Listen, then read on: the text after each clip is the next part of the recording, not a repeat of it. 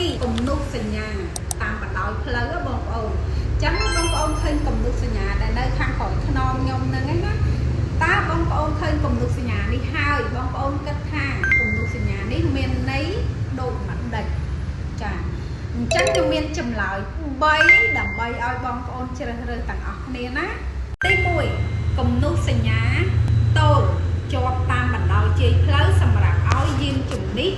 ធ្វើចរាចរណ៍ទី2គំនុកសញ្ញាតូលតាមបណ្ដោយទ្រូងផ្លូវសម្រាប់បែងចែកទិសចរាចរណ៍ពីរទិសផ្ទុយគ្នា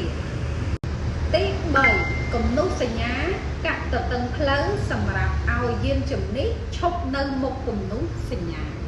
បងប្អូនគិតថាចម្លើយណាជាចម្លើយត្រឹមត្រូវដែរចាបងប្អូនអញ្ចឹងចម្លើយដែលត្រឹមត្រូវគឺចម្លើយទី1គំនុកសញ្ញា